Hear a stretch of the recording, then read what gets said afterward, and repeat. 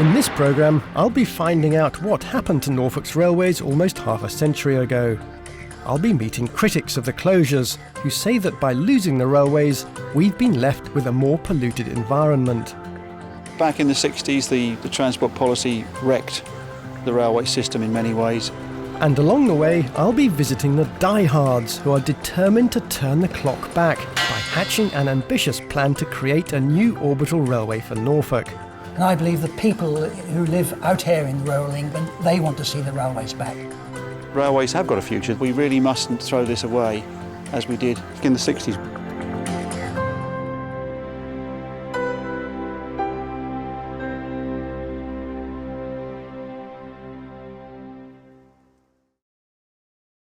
Much of the Norfolk landscape has changed little since medieval times, when it was one of the most important counties in the country. But after the Industrial Revolution, it went into decline, only being revived again with the coming of the railways during the Victorian boom years of railway mania. They opened up the region to tourism from the Midlands.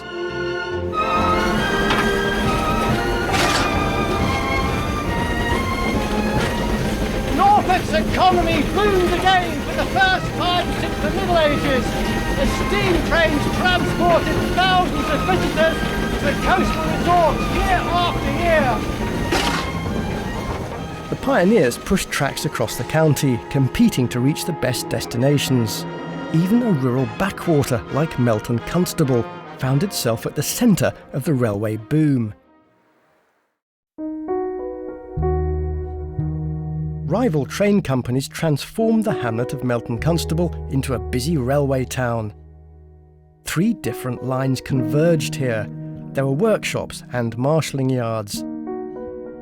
So it was particularly devastating when the closures came.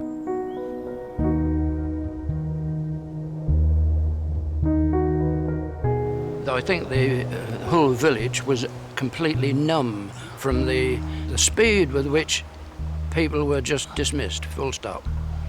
Yeah. Got no rail jobs to go to, not on the Monday morning. All they could offer us was work in a gang to pull the roads to pieces, signal boxes out and everything, you know, telegraph poles a lot, everything. My thoughts about Mr. Beeching are all bad ones, because if I'd laid hands on him, I think I'd have broke his neck. After the final round of Beeching's closures, the railway community of Melton Constable just shut down. Although alternative jobs were offered, it meant relocating to other parts of the country, a proposal not widely welcomed. Most of the out-of-work men and women left the railway business for good.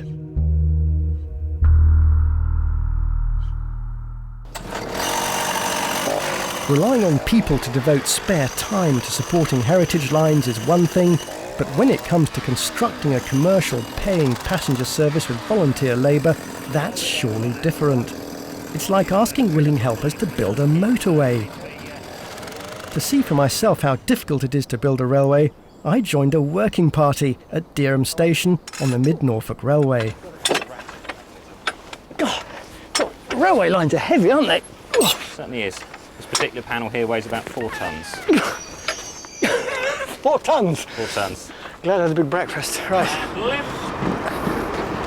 I'm beginning to understand how much sweat and toil was involved when those Victorian navvies built their railways. If the Norfolk Orbital Railway is going to be built with volunteer labour, it's going to need a phenomenal amount of dedication. This is hard work.